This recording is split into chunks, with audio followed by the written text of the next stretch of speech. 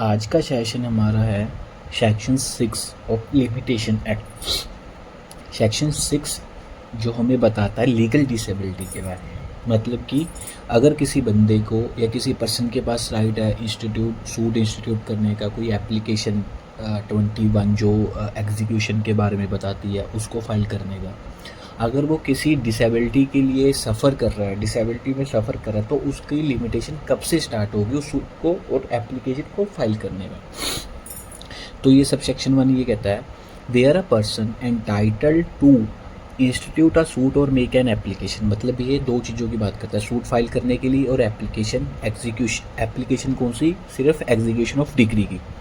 जिसमें हमने एग्जीक्यूशन अपनी डिग्री को एग्जीक्यूट कराना। Is at the time from which the prescribed period is to be reckon, मतलब अगर हमने कोई एप्लीकेशन या सूट फाइल करना और हमारा पीरियड जब से स्टार्ट हो रहा है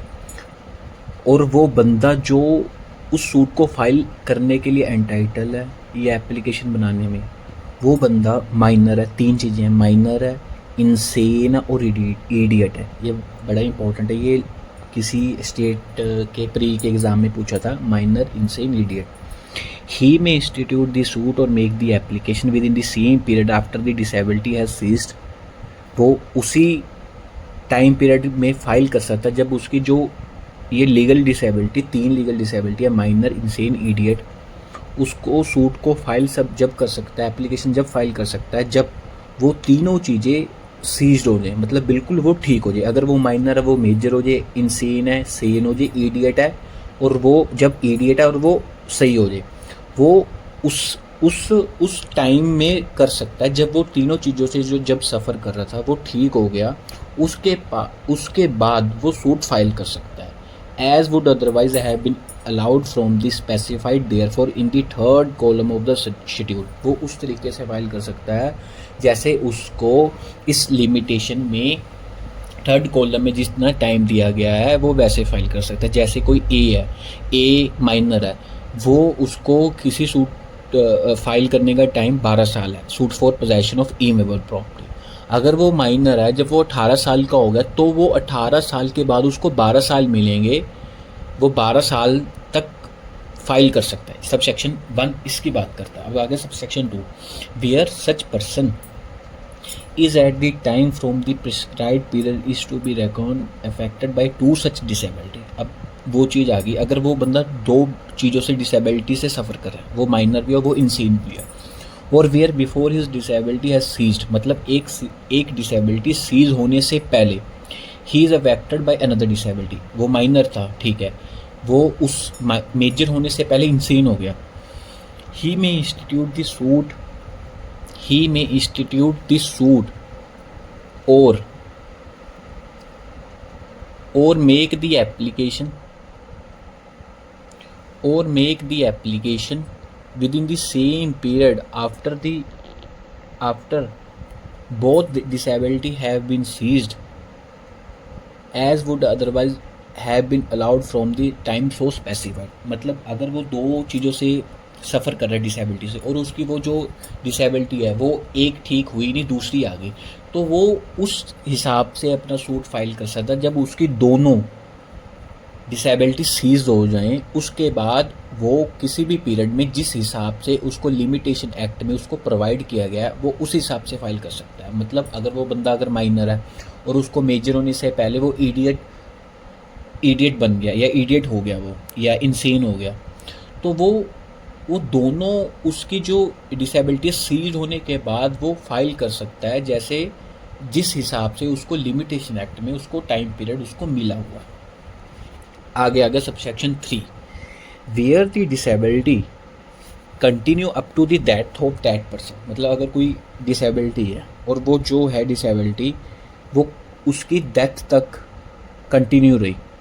his legal representative may institute the suit or make the application within the same period after the death as would otherwise have been allowed from the time so specified। मतलब अगर वो उसकी disability थी ठीक है, वो डेथ तक चली, मतलब वो पूरी ज़िंदगी इंसेन रहा, उसकी डेथ हो गई, वो जो LR है ना वो सूट फाइल कर सकते हैं, एप्लीकेशन बना सकते हैं, एप्लीकेशन दे सकते हैं जैसे उनको टाइम लिमिटेशन के हिसाब से मिला हो, सपोज करो वो माइनर था, माइनर की डेथ हो गई, उसके जो एलआर है वो जितने टाइम उसको लिमिटेशन एक्ट में मिला हुआ होता है तो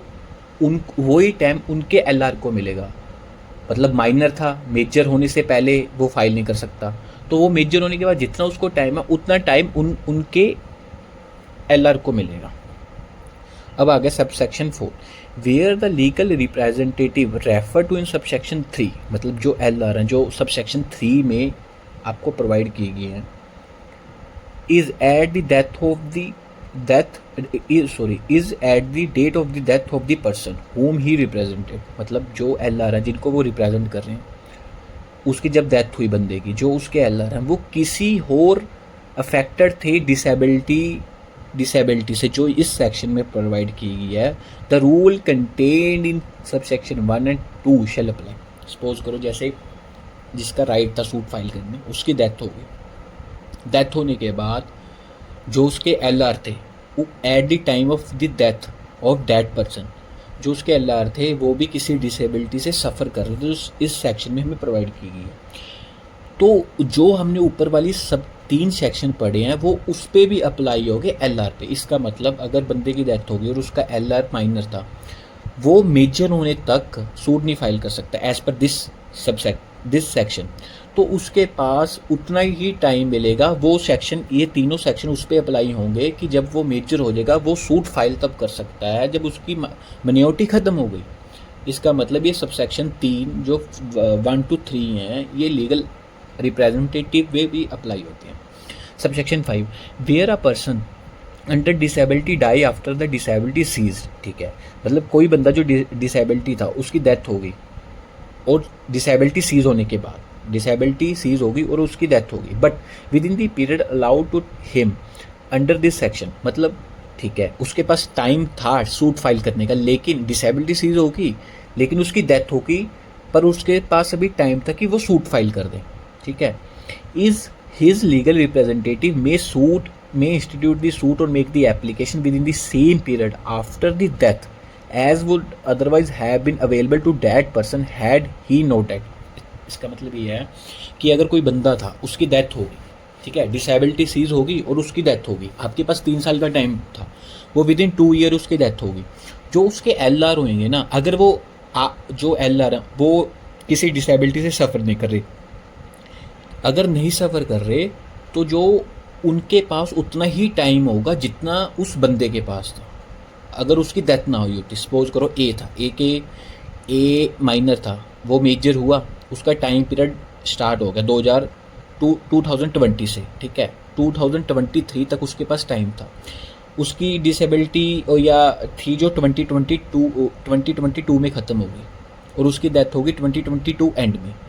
तो जो 2022 से लेके 2023 तक की उनको टाइम मिलेगा उसके एलआर को। वो ये नहीं कह सकते कि हमें 12 साल दिए जाएं या जितना भी उस चीज़ के लिए आपके पास टाइम था, तो उनके पास उतना ही टाइम मिलेगा जितना उस बंदे के पास था जिसकी डेथ हो। एक्सप्लेनेशन पढ़ लेते हैं इसकी। For the purpose of this section minor includes a child in the womb, मतलब इस सेक्शन के लिए माइनर का मतलब माइनर की डेफिनेशन में वो भी बंदा इंक्लूड है जो अभी माँ के पेट में है। अगर उसके पास राइट एक्रिव हो गया तो वो जो अभी मदर के पेट में बच्चा ना, इस डेफिनेशन में, इस सेक्शन में वो भी फॉल करता है। चलिए जी आगे बढ़ते हैं। सब सेक्शन आगे section 7, disability of one of several persons. अगर ये सेक्शन उसकी बात करता है अगर किसी बंदे के पास राइट है कोई भी सूट फाइल करने का और एप्लीकेशन फाइल करने का, और कई बंदों के पास जॉइंटली राइट है, लेकिन उनमें से कुछ एक बंदे वो डिसेबिलिटी सफ़र कर रहे हैं, तो उस सिचुएशन में क्या होगा। Where one of the several person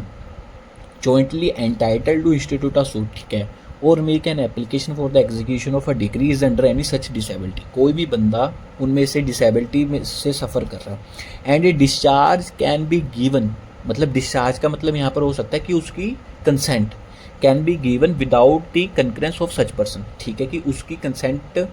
के बिना आप कर सकते हो ये फाइल।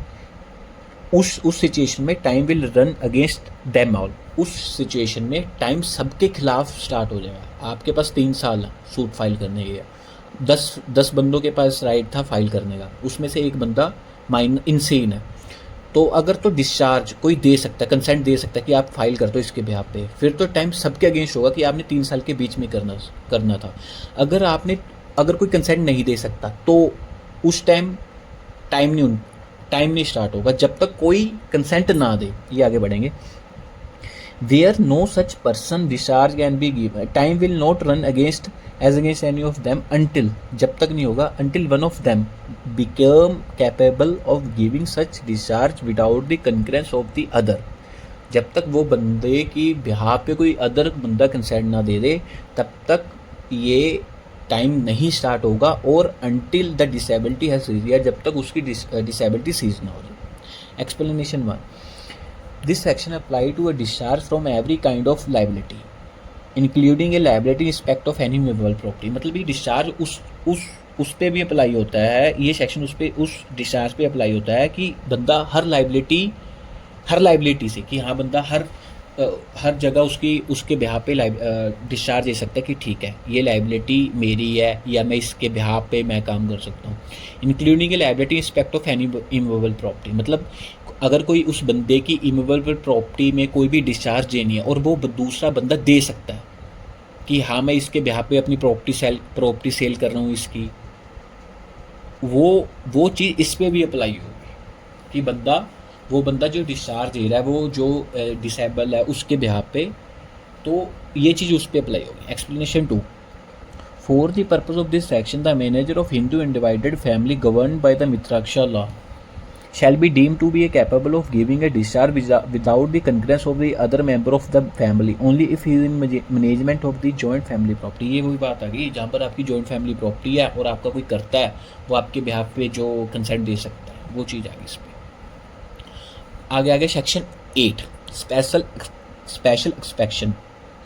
एक्सेप्शंस। ये बात करता है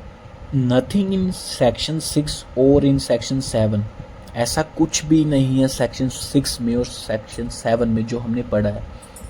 applies to a suit to enforce right of preemption. ठीक है जी, मतलब ये बात उस चीज़ की करता है कि जो आपने अभी लीगल डिसेबिलिटी के बारे में पढ़ा है वो सेक्शन 6 और सेक्शन 7 में वो प्रीएम्प्शन जो सूट फाइलिंग है उस पर नहीं अप्लाई होती। प्रीएम्प्शन सूट मतलब होता है कि जिस पे आपका पहला अधिकार हो, जैसे सपोज करो 2 शॉप है, एक आपकी शॉप है, एक सेकंड वाली दूसरी किसी और की शॉप है, और वो जो दूसरी शॉप है ना,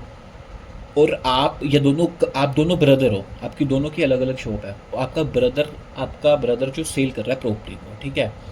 और आपका उस पर प्रीएम्प्शन जो राइट होगा ना वो होगा कि भाई